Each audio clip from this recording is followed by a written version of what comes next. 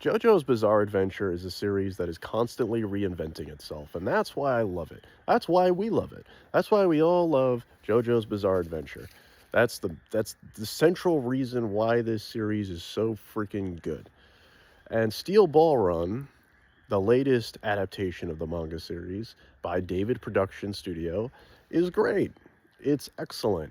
We got an hour long episode. Well, almost an hour. It's like 40 something minutes, which is the first time I feel we've had this with a new JoJo anime arc. A lot of confusion going around about how this new Netflix story arc for JoJo, how it's going to be released. Are we going to get more big episodes like this? Is it going to go back to the half-hour format? When is the next episode? We don't know. Is it going to be months later? Is it going to be chunks? Is it going to be broken up like Stone Ocean was?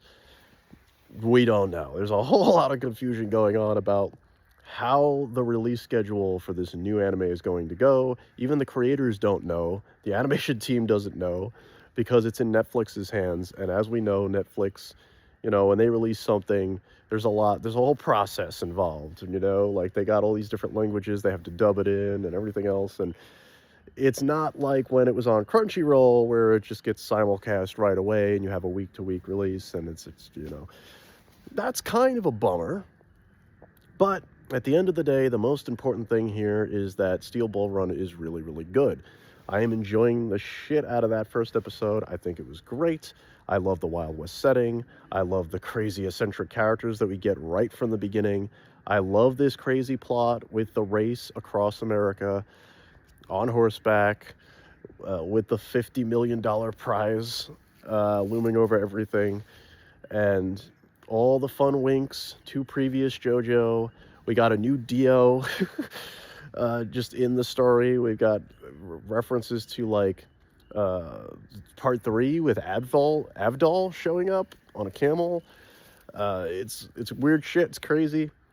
But for the most part, like every JoJo arc, we've got new pro tags, and especially in Steel Ball Run, it's entirely new because it breaks from the canon of 1 through 6. For those that don't know, Steel Ball Run is a reset of the JoJo timeline. It's totally reset.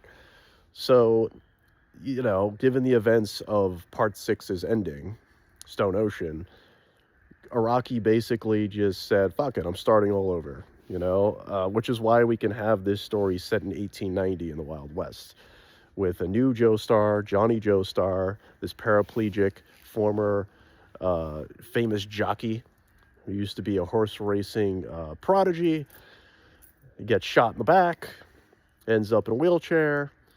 So he's quite an underdog right from the beginning, and then we meet Gyro Zeppeli, and this guy is fucking cool. He's cool right away. He's just got that charisma, and he serves as a really good foil for Johnny because he looks up to him right away as somebody who is very skilled on horseback. He has those weapons, the steel balls, the titular steel balls. Don't know what that's about, but it's JoJo, so I'm sure there's a lot more involved in those mysterious steel balls. It's all very strange. What's especially strange is that we don't get a whole lot of mention of stand powers in this first episode. It's really, really interesting break from past JoJo arcs is starting with part 3, of course, Stardust Crusaders. We always had stands. And I was under the impression, because I don't read the manga, of course, I'm an anime-only guy, I don't read a whole lot of manga, but I know that Steel Ball Run is a big shift, both because it's a reset in the time period and the canon, but also because Araki broke away from Shonen Jump, the Shonen Jump magazine, so his release schedule for Steel Ball Run was a lot more loose. He could take a lot more time to write the story and really come up with these ideas. There wasn't the pressure of a weekly release. So, it got me wondering, did he ditch stand powers or something? Because this entire first episode of the anime, and it's not quite a one-to-one, beat-for-beat recreation of the start of the manga, and we'll get to that, because there's some interesting thoughts on that, but allegedly it is not beat for beat. But as far as this anime episode is concerned, this long, supersized anime episode that we get, there's no mention of stand powers, and there's no visual of anybody being a stand user. We don't see a stand. We get these weird steel balls with Gyro Zeppeli that he can use to, like, mess people up in some way as a weapon, or could be used as a tool to help with the race. It's all weird shit.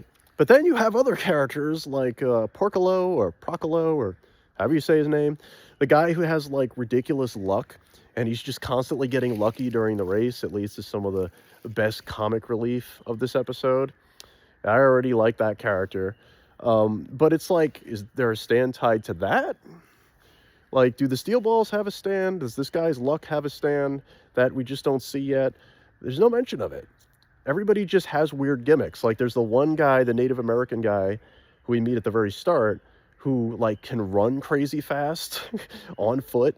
So he's the one competitor in this crazy race from San Diego to New York. This massive cross-country race. He's not on horseback. He's running on foot.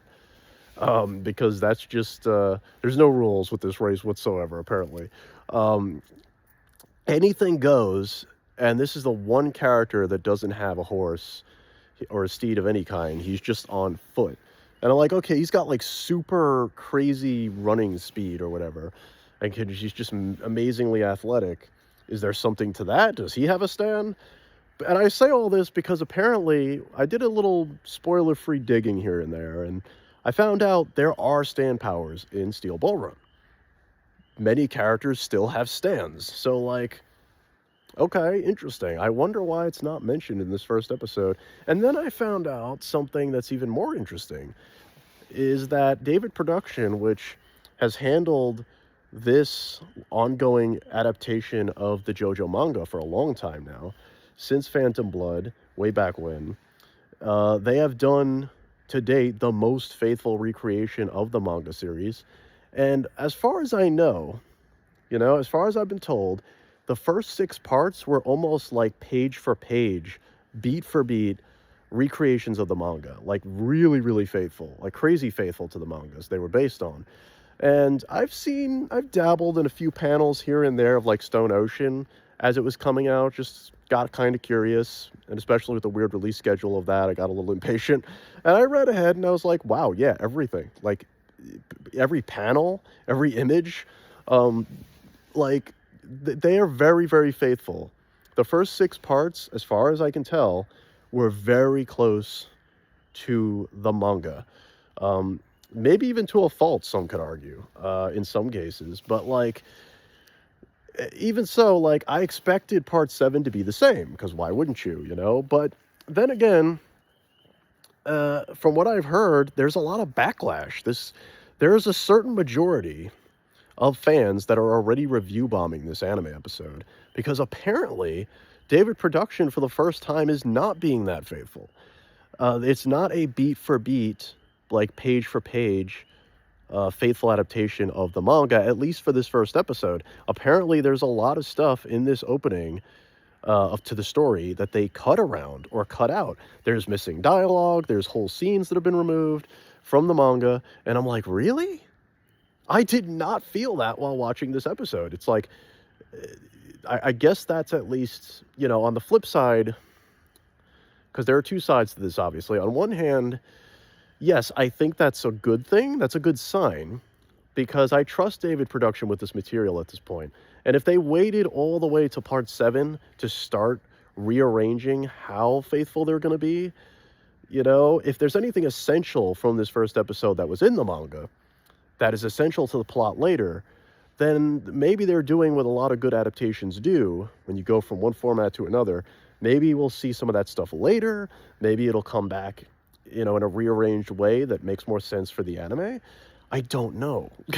I don't know. I obviously don't have, like, the experience with part 7, the manga, to know what's missing here.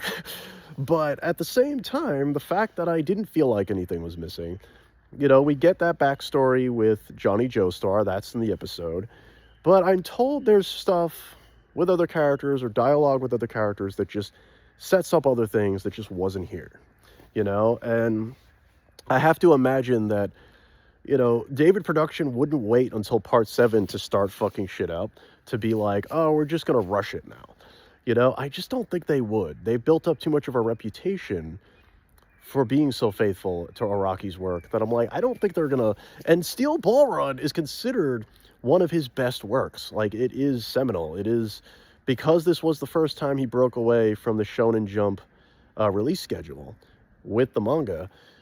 I'm told that the writing really takes off, and it's one of his best stories. So I'm like, I don't think David Production would start like making cuts and rearranging things and editing things in a certain way different from the manga unless they had a good reason. So I trust them. I'm giving them the benefit of the doubt here. People should not be review bombing this first episode. Like, that, let's chill, Like, I get it. I don't have, that attachment to the manga. I don't know what's missing yet, but like, it seems crazy to me that like this anime just started. Should we maybe just give them the benefit of the doubt here? Because like, you know, it's possible that like they know what they're doing here. It's very likely. So I don't know. People are quick to judge, especially when you make changes to a beloved manga like this. People are gonna go crazy. I mean, we saw what happened with the Chainsaw Man debacle, and those were just visual changes. It's a different thing, but like, I trust David Production. I trust that I still feel like a lot of love and care went into this first episode as far as like pacing and getting out the stuff that matters most to setting up this race. And I was invested, as somebody who had not touched the manga. I was invested. I cared about everything that was going on. All the characters are interesting. It gave me more than enough to be invested already in this story. So like, I trust that any changes that were made might be for the betterment of this adaptation. But we need to see. It's a wait and see kind of deal. And, all I'm saying is, if you're going to review bomb this shit, maybe wait and let them cook. Let's just see how it turns out before we start review bombing a studio that, up to this point has been doing really good stuff and being very faithful to the manga. Like, I feel like there's got to be a reason, right? If Steel Ball Run is more drawn out, or maybe is paced in a way that is more detailed than past JoJo arcs, maybe they have a good reason to just rearrange some shit. I don't know. We will see. But as somebody who is entirely new to Steel Ball Run, I think what they've done so far is really fucking cool. I look forward to seeing how stands are a factor this time, because the fact that that's delayed, and this takes me back to the whole, cuts they've made or changes they've made. I'm wondering now, does the manga set up stands right away? Or is this something that Araki did to like maybe subvert expectations? Because I was starting to think like maybe this is the first JoJo arc where stands are not a thing. Does everybody just have weird gimmicks that are not tied to any one thing? We had Hammond in the first two arcs, then we had stands for a very long time. So I thought maybe he like changes that shit again, but no. Apparently stands are still a thing, and I mean they should be, because stand powers, or there's an infinite like possibilities you can do with that shit.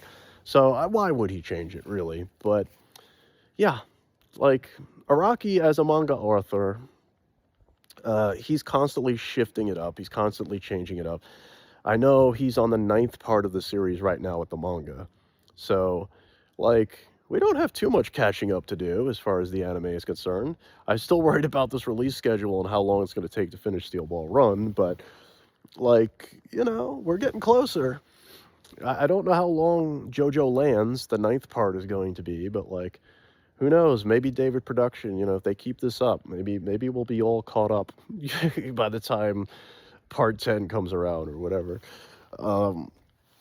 But it's very interesting. I'm glad that David Production is keeping these adaptations going, because it's good stuff. Like, I think as far as manga adaptations go, I feel like because Araki's work is so singular, you don't want to make too many changes, obviously. So I do understand some of that defensive-ness.